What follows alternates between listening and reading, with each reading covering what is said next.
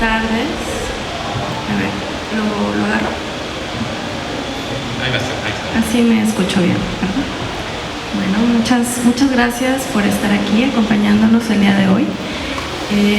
Esta es una actividad llevada a cabo por la dirección del área académica de la Universidad Veracruzana en el marco de la Feria Internacional del Libro 2025. Agradecemos la presencia de la maestra Beatriz Sánchez Zurita y por su apoyo para realizar esta actividad. Es un honor para mí presentar al doctor Juan Carlos Pampín, quien es un destacado compositor, artista sonoro, director del Departamento de Artes Digitales y Medios Experimentales de la Universidad de Washington en Seattle, DxArts, cuya obra cruza constantemente los límites entre tecnología y sensibilidad humana. Pampín es un destacado compositor, radicado en Seattle.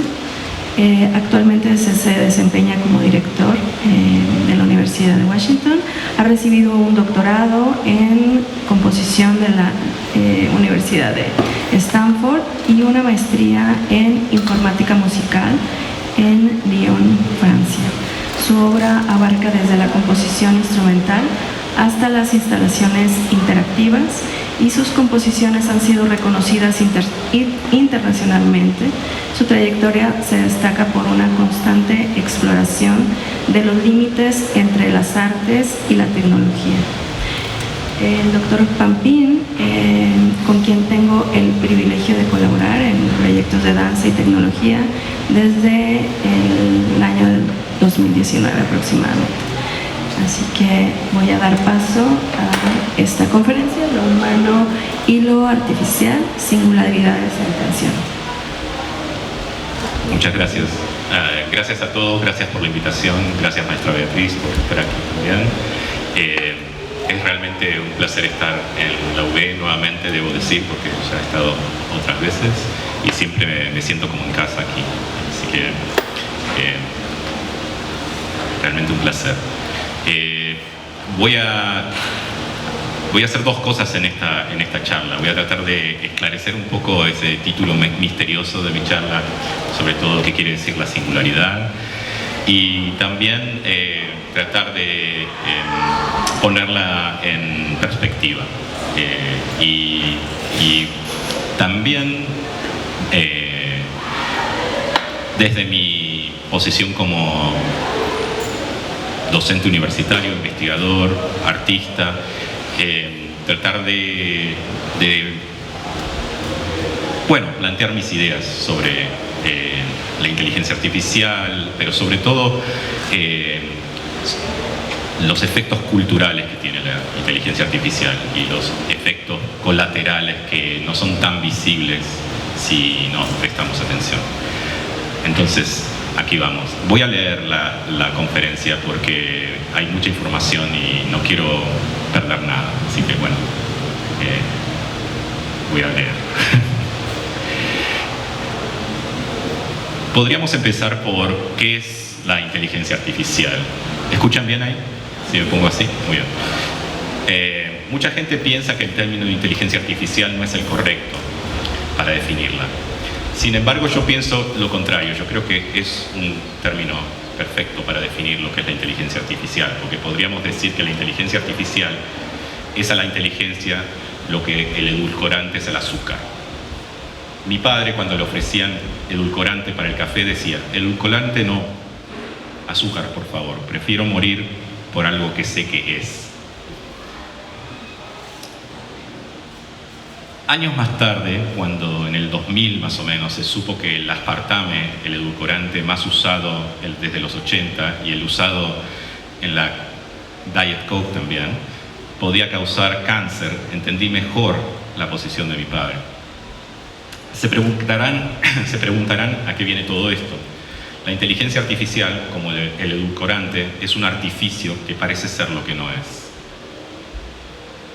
Un artificio que puede ser peligroso, ya que no sabemos mucho de él, puesto que la mayor parte de las investigaciones y el desarrollo de la inteligencia artificial se hacen detrás de los muros de las corporaciones, ya no se hace este tipo de desarrollo en las universidades, o no la mayor parte de él, sino que es un desarrollo secreto. Si nos enfocamos en cómo el artificio de la inteligencia artificial funciona, podríamos decir que la inteligencia artificial es un paradigma computacional basado en la estadística, en el que los seres humanos les enseñamos a las máquinas a aprender y a tomar decisiones autónomas a partir de ese aprendizaje. Esto es lo que llamamos aprendizaje automático. Pero es muy importante entender que detrás de la inteligencia artificial hay humanos y no solo programadores. La imagen que muestro en este slide es un dibujo de lo que se llamaba el Turco, una máquina de ajedrez fraudulenta construida en 1770, que parecía ser capaz de jugar una partida de ajedrez contra un oponente humano. Era un autómata que podía mover las piezas sobre el tablero usando un mecanismo.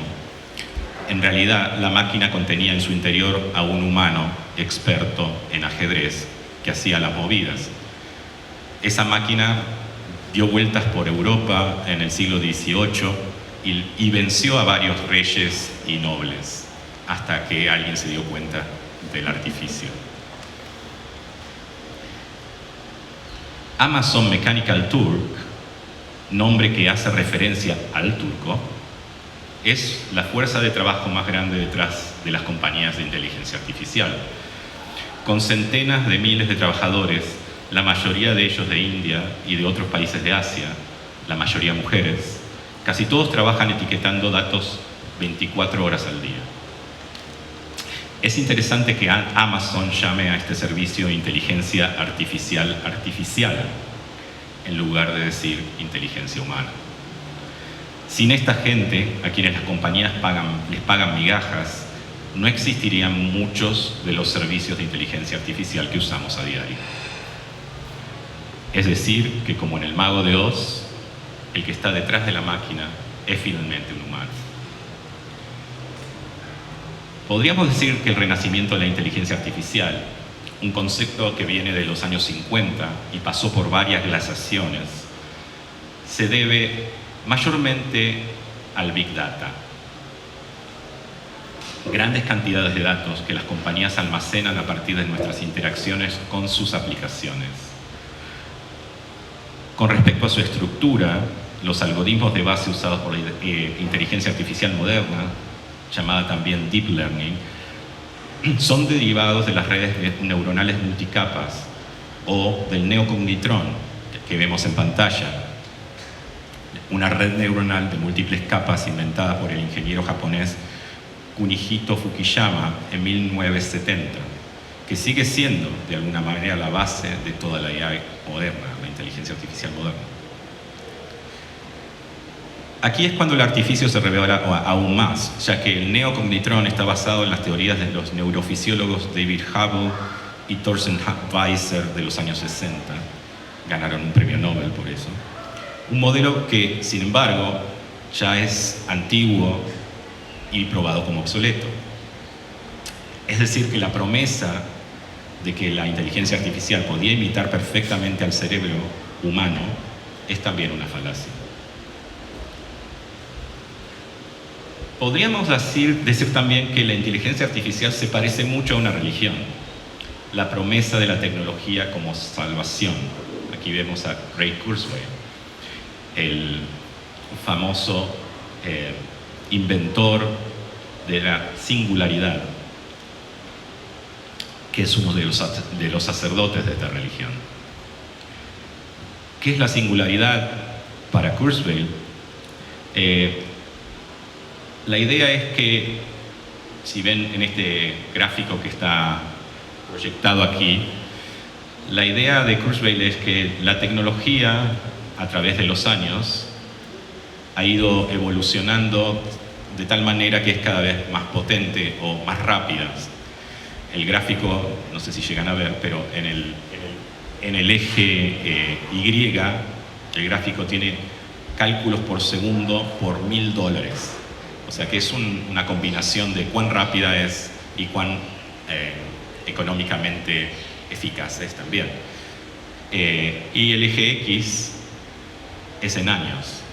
Kurzweil toma puntos en su curva a través de la historia de la tecnología y luego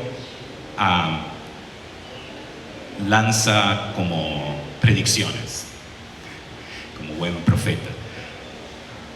Una de ellas es que, bueno, vamos a poder, en cierto año vamos a poder modelar el cerebro de un insecto o el de un ratón.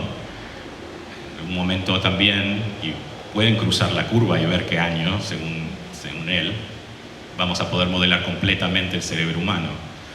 Y si la curva sigue, esa curva exponencial que él predice, vamos a poder modelar todos los cerebros humanos del planeta.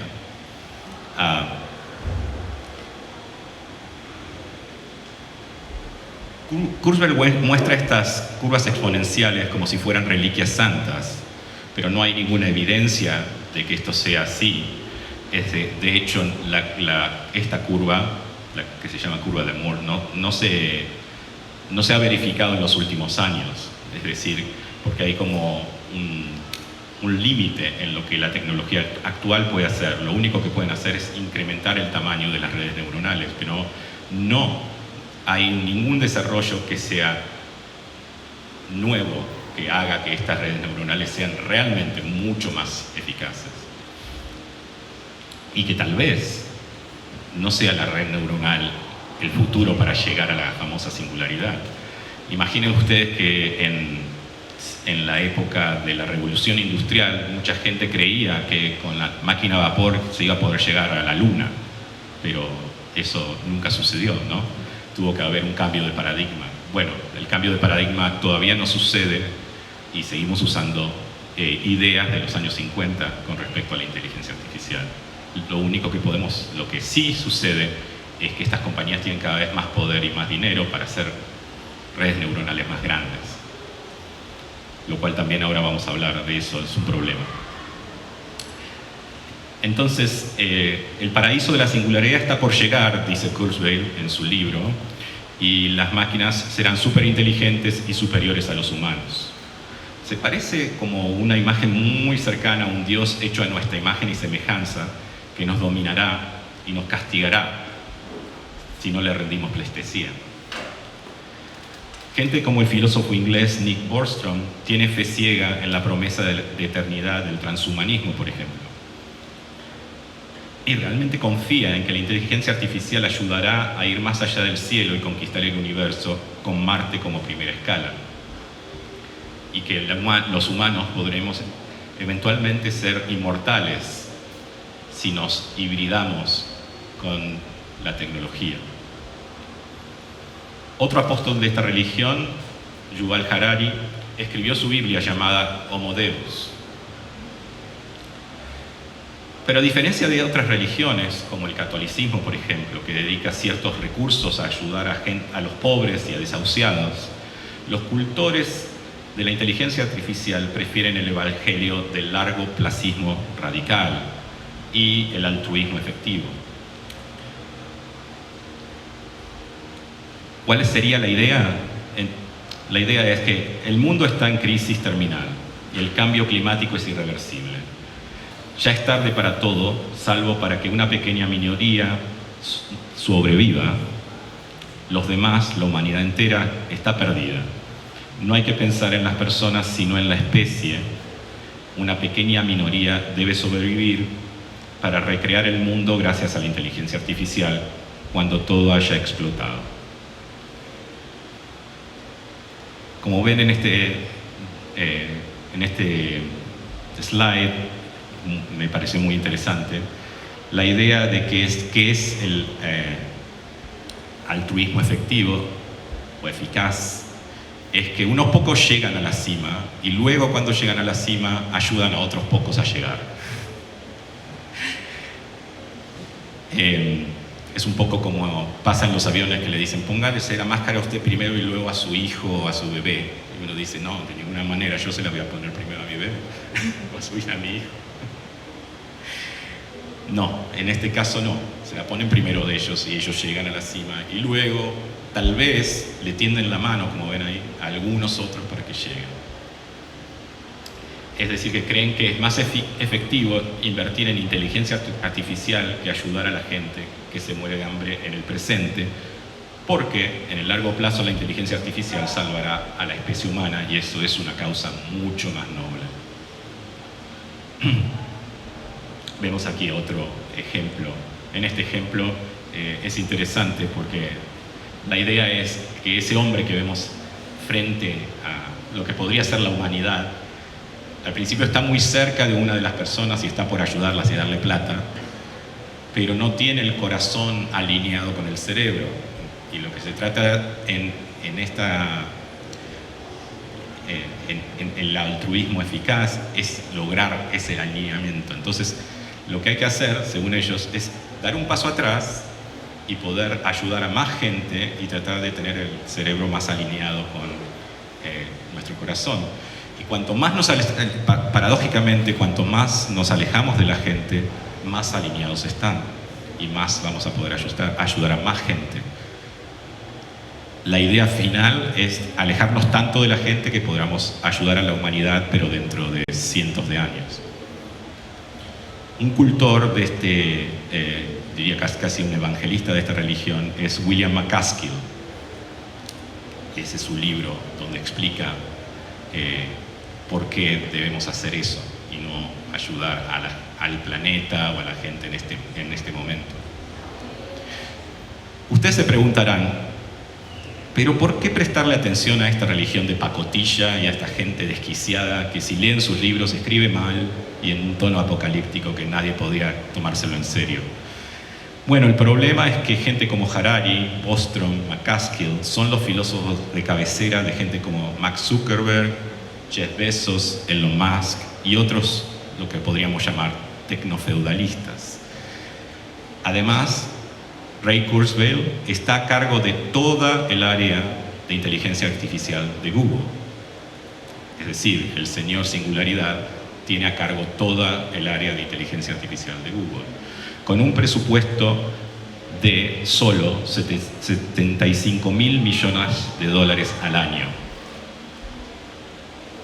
Es decir, que por más que la singularidad fuera una quimera y el transhumanismo una religión de fanáticos tecnológicos, con los recursos con los que esta gente cuenta, pueden fácilmente crear una profecía autocumplida. La pregunta que deberíamos hacernos es, ¿podremos detener el objetivo último del transhumanismo, que es eliminar al ser humano de la ecuación por su imperfección y porque nuestro cuerpo no puede adaptarse a sus algoritmos o viceversa? El objetivo de Kurzweil es que Google llegue a crear una inteligencia artificial general antes del año 2029. Ese es el punto en la curva que mostré antes. Además, tiene una contienda con otro millonario, Michel Kapor, en la que si esto no sucede, Kurzweil deberá donar $20.000 a la Electronic Frontier Foundation de Kapor.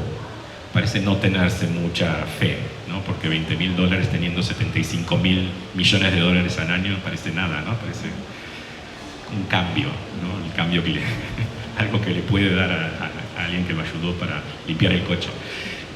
Para que esto suceda, Google ha incrementado drásticamente su infraestructura, dedicando este año 52.000 millones de dólares a construir nuevos centros de datos en todo el mundo.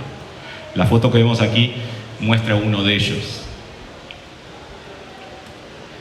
Cada uno de estos centros de datos consume alrededor de 100 megawatts diarios que alcanzarían para darle electricidad a 25.000 hogares, lo que representa un pueblo entero. Pero el plan es que estos incrementen su capacidad de cómputo, lo que llevaría a consumir 2.4 gigawatts diarios, 2.400 megawatts, es decir, 660.000 hogares, más que una ciudad como Jalapa. Además, estos centros de datos consumen alrededor de 20 millones de litros de agua por día para enfriar sus unidades de cómputo, o TPUs. Algo absurdo si consideramos la crisis en la demanda de agua en muchas ciudades del mundo, incluida Jalapa. El objetivo final crear una red neuronal masiva que cubra la superficie de nuestro planeta. Esto recuerda al maravilloso film de Andrei Tarkovsky, Solaris, basado en el libro homónimo de Stanislav Lem. En esta historia, un planeta llamado Solaris desarrolló un cerebro en forma de mar que recubre toda su superficie. El psicólogo Chris Kelvin es enviado a una estación espacial que orbita Solaris para investigar por qué sus tripulantes se han vuelto locos. Pronto descubrirá que el cerebro de Solaris es tan poderoso que puede hacer realidad memorias reprimidas y obsesiones de los humanos. En esta imagen vemos a Kevin junto a Harry, una reencarnación de su esposa muerta hace 10 años, que aparece en la nave.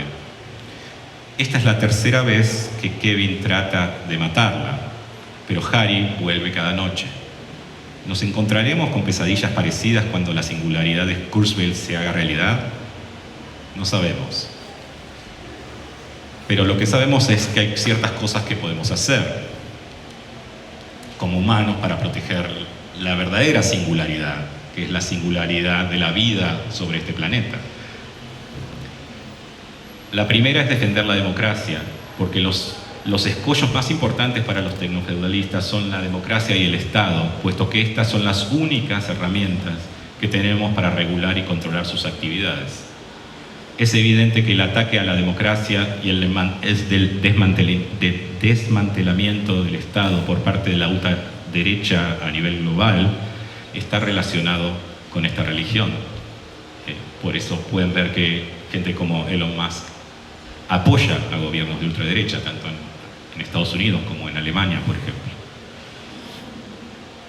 Proteger el medio ambiente también es otra cosa que podemos hacer. Es importante que no dejemos que esta gente expanda sus redes físicas a nuestros territorios y utilice nuestra agua, nuestros recursos eléctricos y todo eso.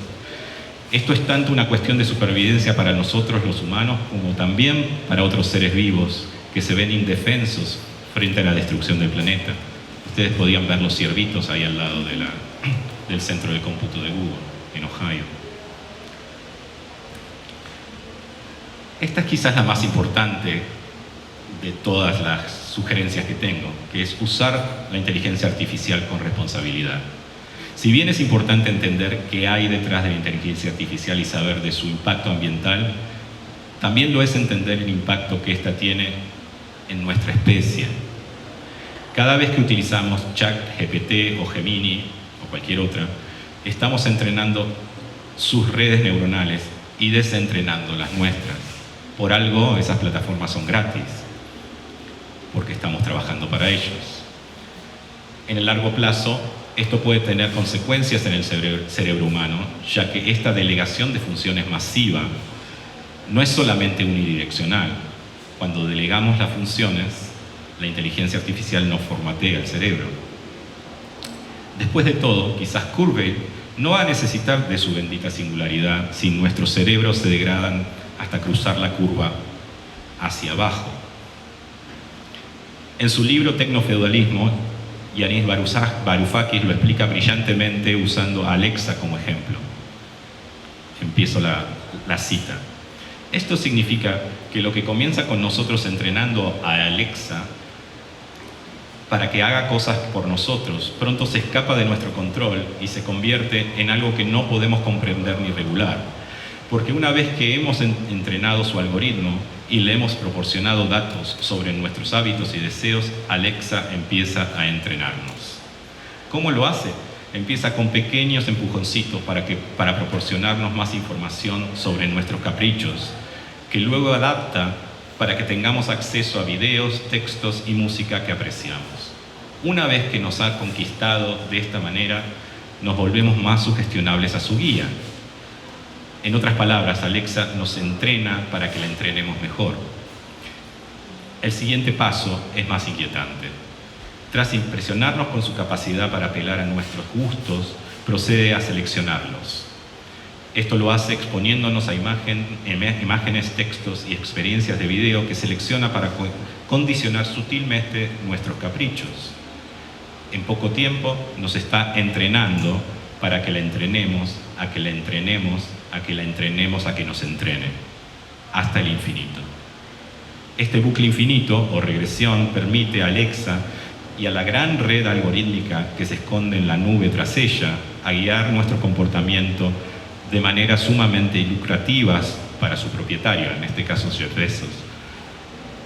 Al haber automatizado el poder de Alexa para fabricar o al menos en controlar nuestros deseos, les otorga una varita mágica con la que modificar nuestro comportamiento, un poder con el que todo profesional del marketing ha soñado desde tiempos inmemoriales. Esta es la esencia del capital algorítmico basado en la nube. También tenemos que entender el modelo político y económico que está detrás de la inteligencia artificial. Estas aplicaciones que dicen ser gratis realmente no lo son. Cada vez que las usamos estamos trabajando gratis para entrenarla. Volviendo a Varoufakis, somos vasallos del tecnofeudalismo. Trabajamos gratis para ellos. Es importante que pensemos si realmente somos nosotros los que las necesitamos o si son ellas las que nos necesitan a nosotros. ¿Significa esto que los artistas deberíamos descartar la inteligencia artificial o la tecnología como herramienta para creación artística? De ninguna manera, ya que además de ser imposible, dada la permeabilidad que estas tecnologías encuentran en nuestras sociedades, esa sería una posición reduccionista que ignora la histórica relación entre arte y tecnología. Además, la inteligencia artificial no fue inventada por OpenAI o Google, sino por académicos con la intención de estudiar cómo funciona el cerebro humano a partir de su modelado. Tenemos derecho a usarla responsablemente, como una herramienta más. El tema es cómo nos relacionamos con estos nuevos dispositivos tecnológicos a través del arte. Aquí cito al filósofo Miguel Benassayag. ¿Acaso cuestionamos la hibridación de hecho que hay entre la especie humana y los dispositivos? No. De lo que se trata es de desarrollar un modo de hibridación que favorezca a la colonización de las tecnologías en favor de la vida, del orgánico, de la cultura y no lo contrario. Lo que vemos aquí es una obra de Casey Reese que se llama Process 10, que fue realizada alrededor de 1990 a partir de programas que él escribió. O sea, es una obra generada algorítmicamente. O sea que esto no es nuevo y los artistas han utilizado algoritmos desde que pudieron para hacer arte. ¿Cuál sería una hibridación sana entre los artistas en inteligencia artificial? Podríamos proponer dos estrategias. Por un lado estaría el uso de la inteligencia artificial como generadora de contenido supervisada por artistas. En este caso, el rol del artista es crucial en el entrenamiento de los modelos utilizados y de las interacciones generativas, o prompts. Un buen ejemplo sería el uso de modelos de procesamiento natural del lenguaje para generación automática de textos. El rol del artista comenzaría con la selección de los textos usados para entrenar el modelo, seguiría con la detección de sesgos y su eliminación o crítica, luego por el diseño de prompts apropiados para obtener resultados interesantes del modelo, y por último, la selección y descarte de resultados no queridos. Esta cadena de operaciones requiere de un conocimiento artístico que el modelo no posee, en especial la etapa de selección final, que está basada en el contexto histórico y estético en el que esas decisiones se toman. En este caso estaríamos hablando de un proceso de co-creación donde la inteligencia artificial propone y el artista dispone. Esta obra que ven aquí es una obra de T-Bone Rice en la que él utilizó esta idea de entrenar sus propias redes neuronales, en realidad entrenar un sistema de lenguaje a partir de textos seleccionados por él y luego generar textos con ese sistema de lenguaje que a su vez generaron objetos a partir de esas descripciones que él entrenó con el lenguaje. Podemos ver un pequeño video. El sonido está saliendo por aquí, pero bueno, no sé si les llega el sonido ahí atrás, pero Voy a ponerlo alto aquí. Pattern 57. The hyperlocal. Pattern 122. Voronoi cells. Pattern 164. Nothing but a nightmare. Pattern 205. Flickering walls. How is glitch manifested in concrete? Cutting in and out. Some kind of transmission is attempting to break through the walls, like a cursed Wi-Fi signal. The flickering is not imagined. This is really real, and this is really happening.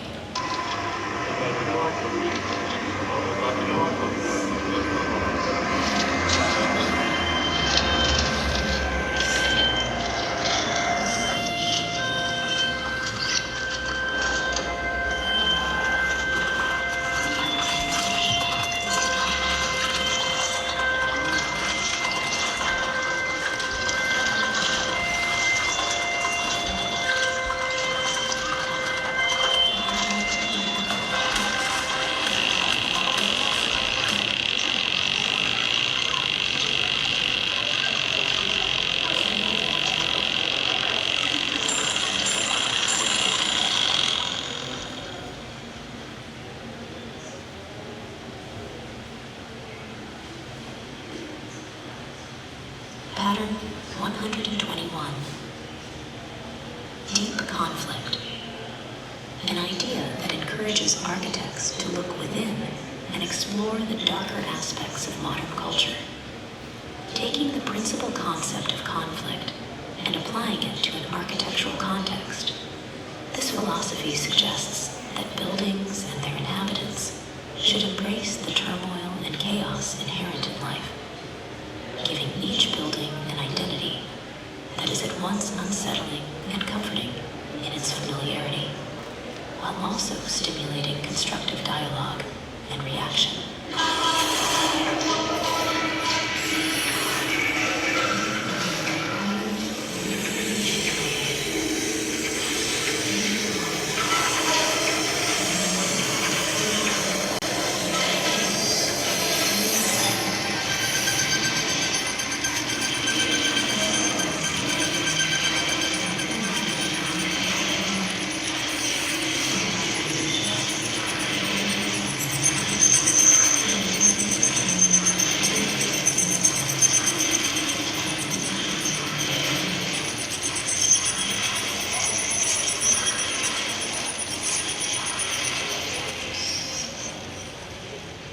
Pattern 251.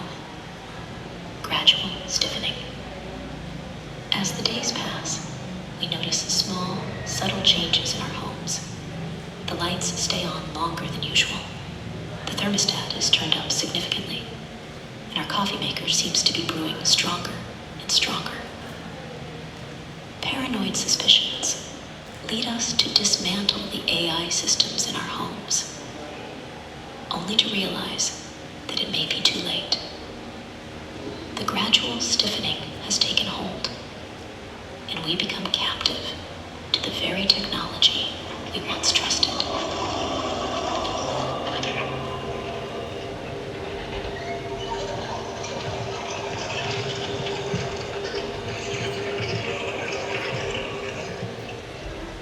Bueno, lo que veíamos ahí en la obra de Thiebaud, todos los objetos hechos en concreto, incluso los parlantes hechos en concreto, fueron diseñados a partir de inteligencia artificial, creando con impresoras 3D los moldes para luego hacer los objetos en concreto. Todo atrás. Todas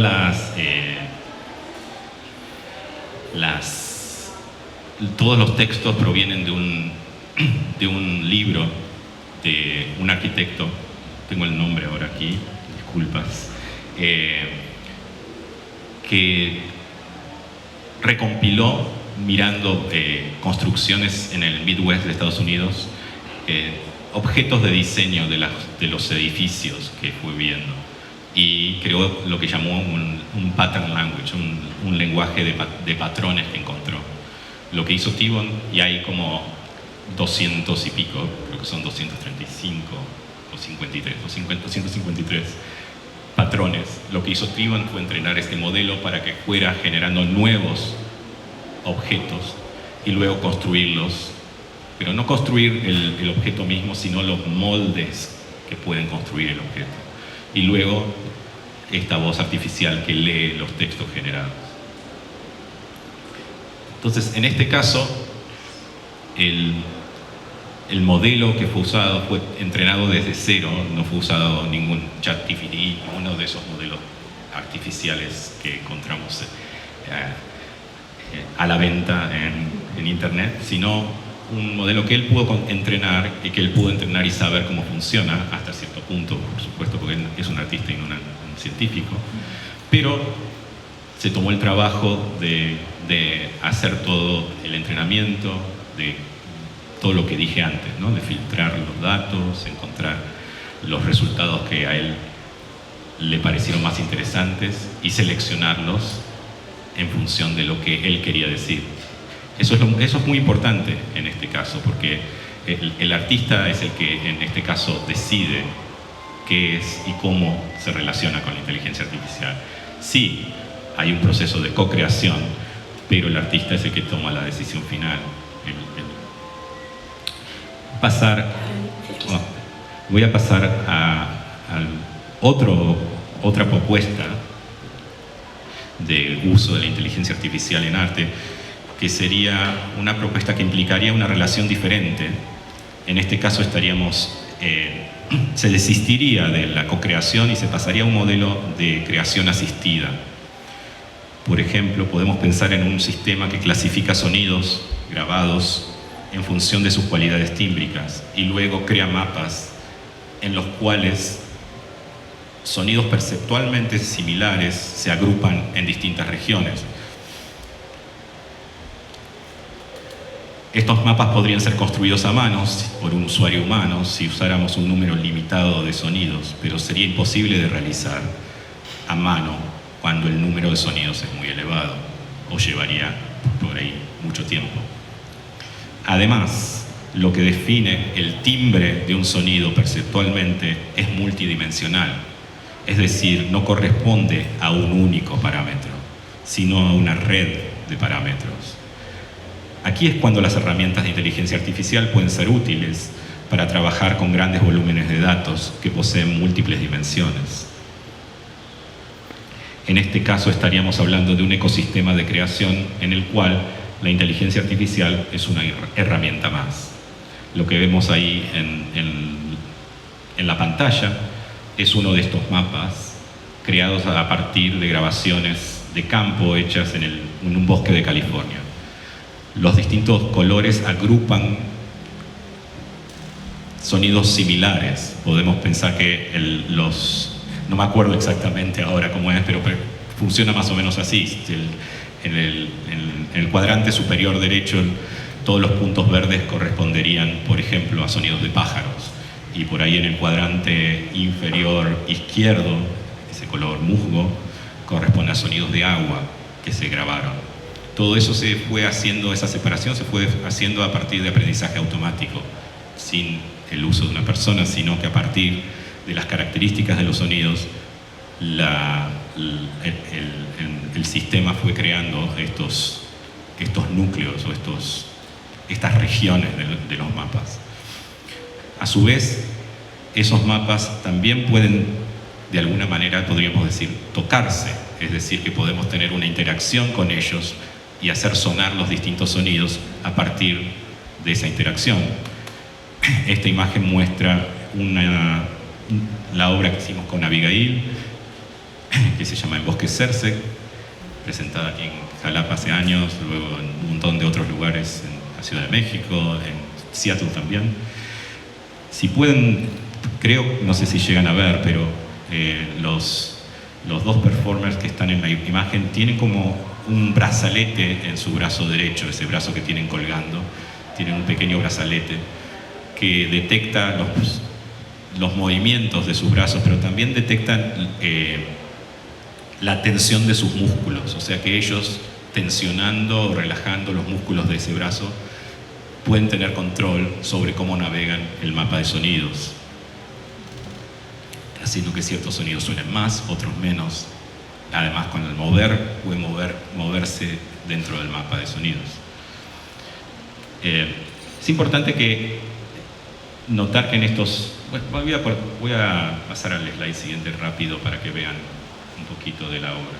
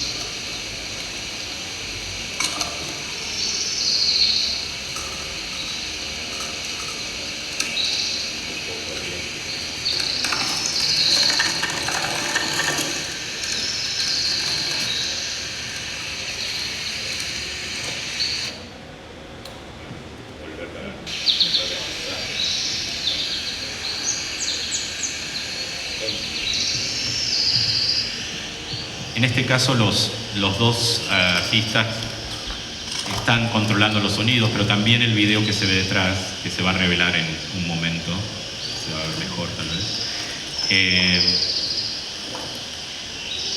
Lo interesante de este proyecto es que entrenamos redes neuronales para cada uno de los performers, o sea que cada uno de ellos entrenó una red neuronal distinta en función de sus movimientos y de su manera de interpretar la obra.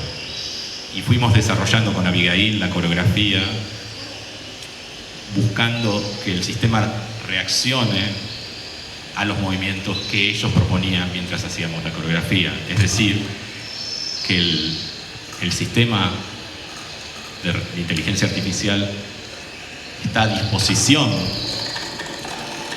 de los performers y no es que ellos tienen que responder a él. Digamos que el sistema responde a sus movimientos y responde a la manera de bailar que ellos hacen.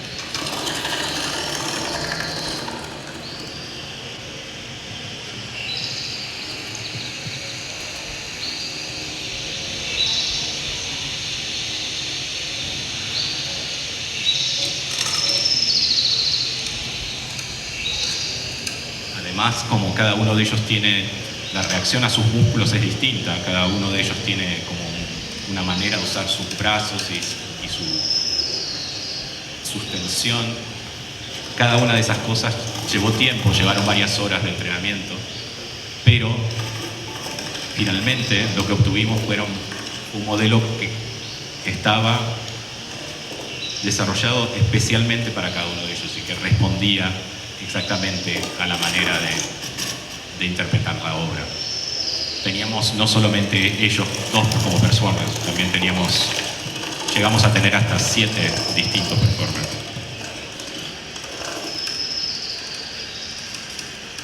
Voy a volver. Es importante notar que en estos dos ejemplos estaríamos utilizando nuestros propios datos y entrenando nuestras propias redes neuronales. Estas redes neuronales serían de escala humana, es decir, que no solo podrían ser entrenadas en nuestras computadoras, sino que también, por su relativamente baja complejidad, podríamos entender cómo funcionan. Son transparentes, no opacas como las que venden las corporaciones. La segunda estrategia, presentada aquí, la de la creación asistida, es la que adoptamos con Abigail en El Bosque Cersei, la obra que estaban viendo. De hecho, el ejemplo de los mapas sonoros es una de las herramientas que desarrollamos para la obra. Volviendo a Benazayac, lejos de toda posición retrógrada, pensamos que hoy día es necesario estudiar racionalmente aquello que, dentro de la complejidad propia de lo vivo y de la cultura, no es reductible al modelo informático dominante. Un trabajo semejante implica comprender que al asimilar los procesos de lo vivo a los procesos digitales, al asegurar que todo sea información, ignoramos y sobre todo aplastamos dimensiones de lo vivo y de la cultura que no son reductibles a bytes o a unidades elementales de información. En este sentido, Embosquecerse abre un territorio de creación que funciona a partir de la interacción de sistemas vivos y sistemas artificiales, que se entrelazan en un equilibrio dinámico.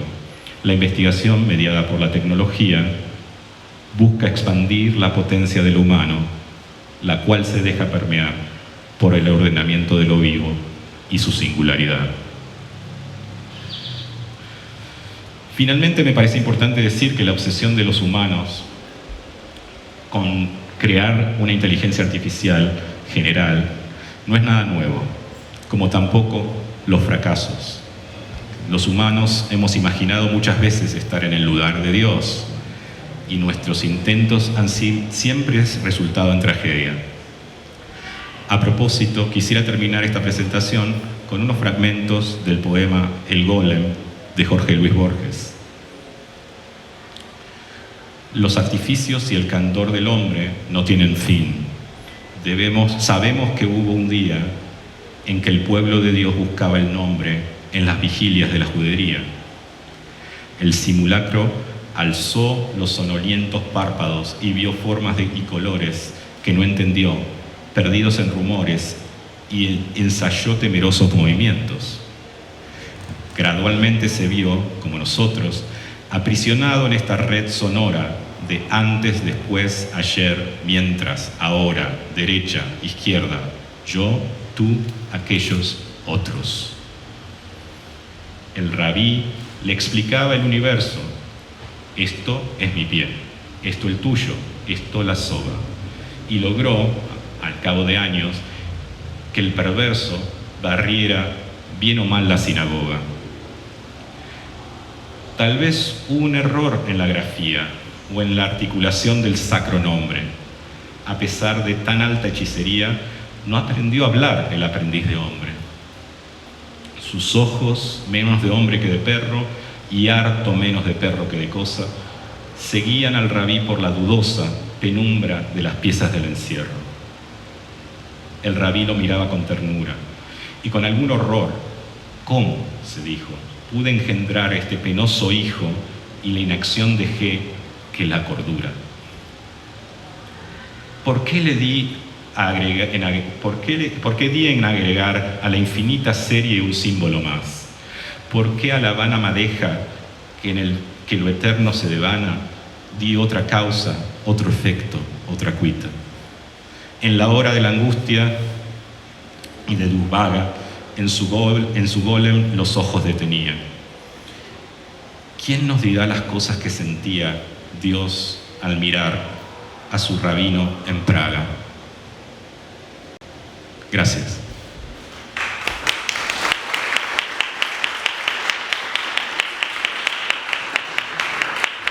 Muchísimas gracias, Juan. Me parece muy importante tener toda la información que de manera muy precisa nos has compartido. Me parece fundamental entenderla y procesarla para poder asumir una postura crítica desde nuestro campo de acción, que es el arte. Y la pregunta ya no es si debemos usar o no inteligencia artificial en el arte, sino cómo la usamos, desde dónde, con qué ética, con qué cuerpo. En ese sentido, me parece que la práctica artística puede tensionar sus límites y esto implica poner el algoritmo en crisis. Me gustaría saber si hay alguna persona del público que tenga alguna pregunta.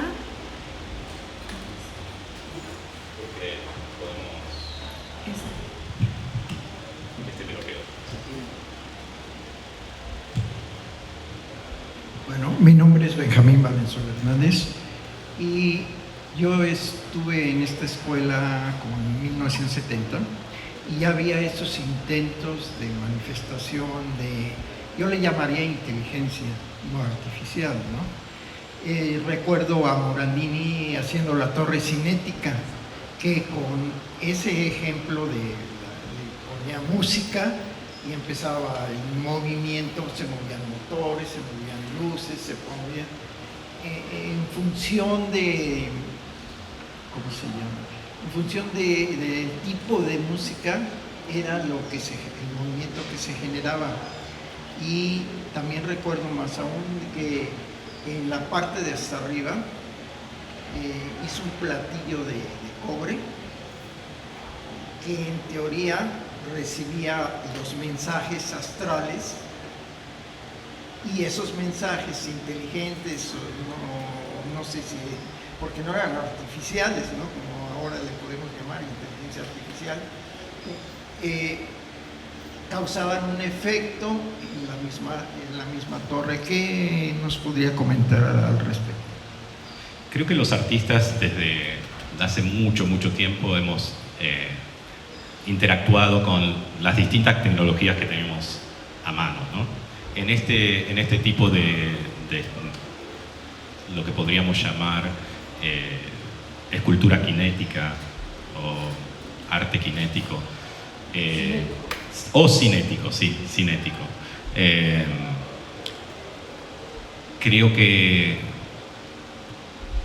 la interacción entre el movimiento, ¿sí?, y el entorno en el cual esas obras existían fue muy importante, y también su situación, dónde estaban situadas, para qué estaban ahí, cómo funcionaban.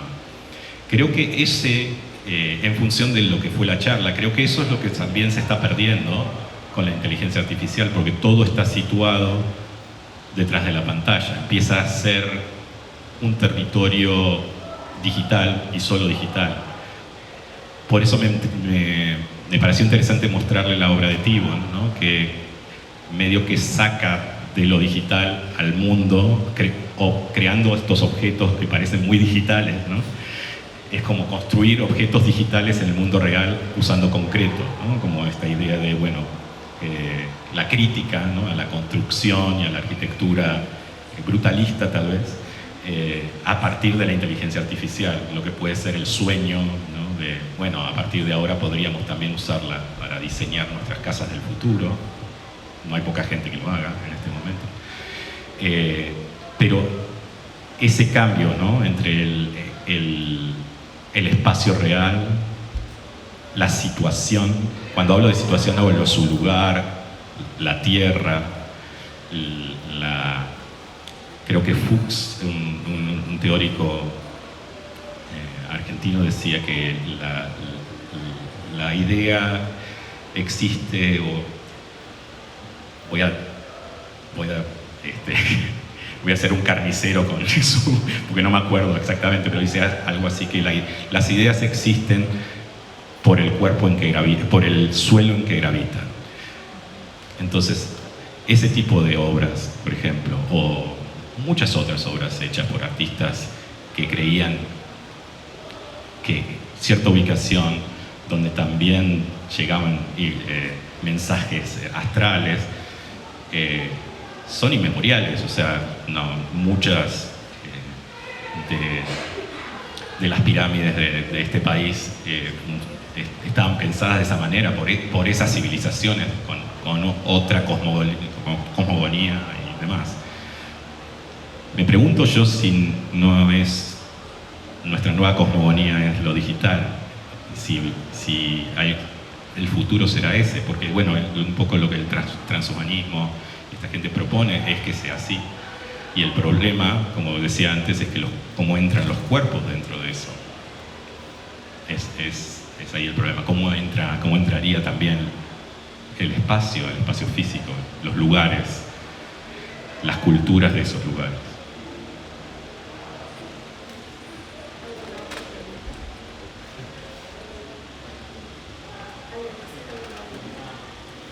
¿Alguna otra pregunta?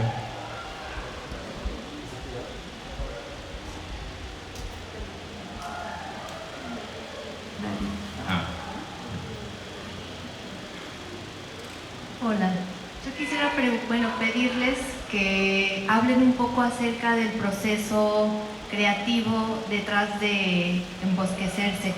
¿Cómo lograron esta entreveración entre tecnología, arte? ¿Cómo fue este camino que recorrieron juntos para este proyecto? Gracias.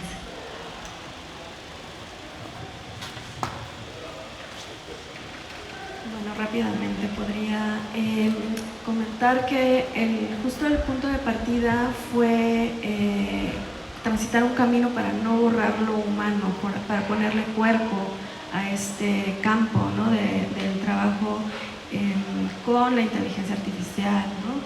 Y de esa manera me parece que es una forma de hackear el algoritmo, ¿no? Ponerle cuerpo, amplificar lo sensible y exponer sus tensiones estructurales, ¿no? que atraviesan también nuestras maneras de producir y de crear dentro de nuestros campos de trabajo, ¿no? Que es el arte. Pues desde mi campo, ¿no? Que es la danza, el cuerpo, trabajar con la tecnología nos permite expandir nuestras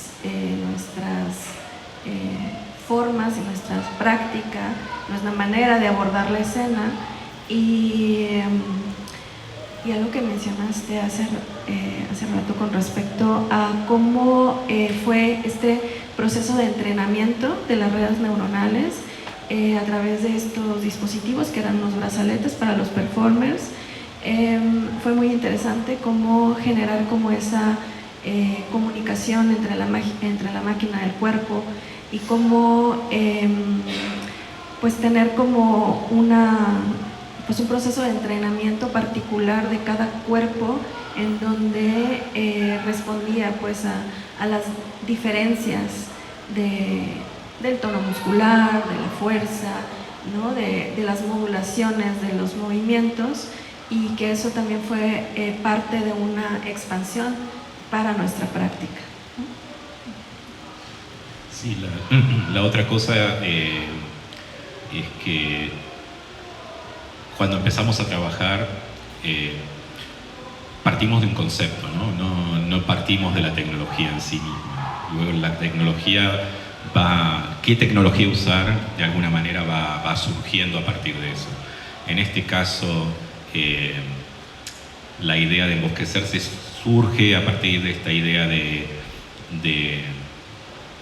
alguna manera, que puede sonar cursi, pero de volver a la naturaleza, de volver a conectarnos con el bosque como un espacio que no es solo un espacio nuestro, sino que es un espacio compartido con otras especies.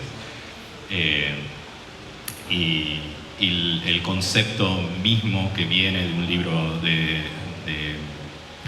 un escritor francés que se llama François Benissot, sí, no me acuerdo si otra vez, no me acuerdo el nombre, Benissot por supuesto es el apellido, lo pueden buscar, en la pista animal se llama en español, se consigue en español, donde él habla de esta idea de embosquecerse que la trae de los indígenas de Canadá. Los indígenas de Canadá decían, cuando tenían tiempo libre, después de haber ido a cazar y lo que tuvieron que hacer, me voy a embosquecerme, como para relajarse. Ellos consideraban el bosque como un lugar mágico, y ir a embosquecerse era tener un contacto con lo mágico, con lo trascendental y demás. Desde allí partimos con todo. Entonces luego surgió la idea de grabar. Yo ya tenía grabaciones hechas en bosques por otros proyectos, o sea que agregué a esas grabaciones otras grabaciones. Luego, hablando con Abigail, la idea de crear esta especie de medio ambiente entre lo humano y lo digital para la obra, donde lo digital también tiene cierta apariencia de bosque o sugiere la estancia en el bosque, como los sonidos del bosque con las grabaciones de campo que fueron después también transformadas, y cómo hacer que, como decía Vic, fuera todo de alguna manera como algo orgánico, que la tecnología no estuviera en el medio, sino que ayudara a crear lo que queríamos hacer y a crear como un medio ambiente híbrido, ¿no? En ese sentido fue lo más, tal vez ese fue el reto, ¿no? Y usar lo suficiente, lo que necesitábamos y no de más, tal vez también. Ese es siempre el reto con la tecnología, ¿no? Bueno, para finalizar me quedo con algo muy importante que mencionaste, Juan. Tendríamos que transitar hacia la colonización de las tecnologías a favor de lo orgánico y no lo contrario. Tenemos el derecho de usar la inteligencia artificial de manera responsable y eso significa, me parece, habitar sus grietas, activar lo impensable. La inteligencia artificial no es neutra ni inevitable y su entrada al campo artístico debe ser pensada desde el cuerpo. El arte no debe tener la tecnología, no debe temer a la tecnología, pero tampoco entregarse a ella sin resistencia. En esa tensión, creo, hay un futuro posible. Muchísimas gracias, Juan. Gracias a todos por asistir y a toda la organización de la Feria Internacional del Libro y a la dirección de la Secretaría Académica de la Universidad Veracruzana, en especial a la maestra Beatriz Sánchez Zurita, y tenemos aquí también al maestro Luis Grayet de la Facultad de Danza. Muchísimas gracias por asistir. Muchas gracias.